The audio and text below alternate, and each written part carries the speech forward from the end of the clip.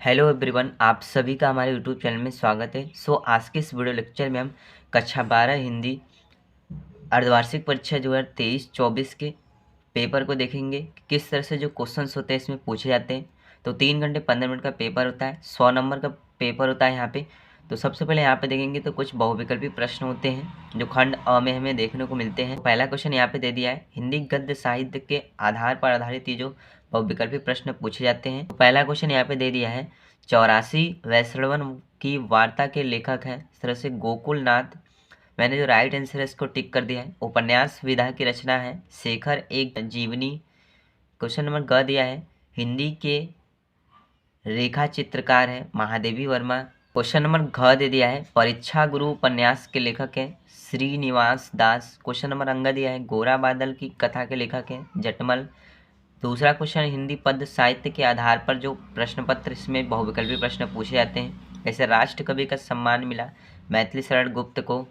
ख दिया है, प्रयोगवादी कवि हैं गिरजा कुमार माथुर। छायावाद की मुख्य विशेषता है प्रकृति का मानवीकरण। कामयानी की विधा है महाकाव्य। महादेवी वर्मा का गीत संग्रह यमा।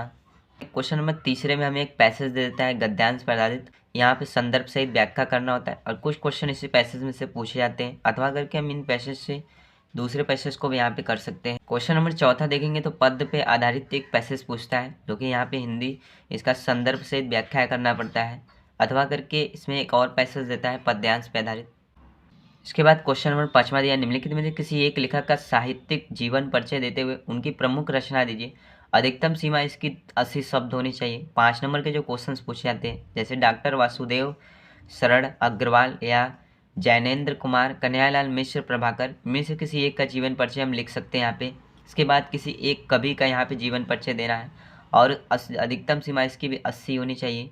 इसके बाद यहाँ पे देखेंगे भारतीय संगीत में जैसे जगन्नाथ दास रत्नाकर या जयशंकर प्रसाद, किसी का भी हम यहाँ पे जीवन परिचय लिख सकते हैं। क्वेश्चन नंबर 6 दिया है, खून का रिश्ता अथवा बहादुर जो कहानी की समीक्षा यहाँ पे देना है। अधिकतम सीमा यहाँ पे 80 शब्द इसका होना चाहिए।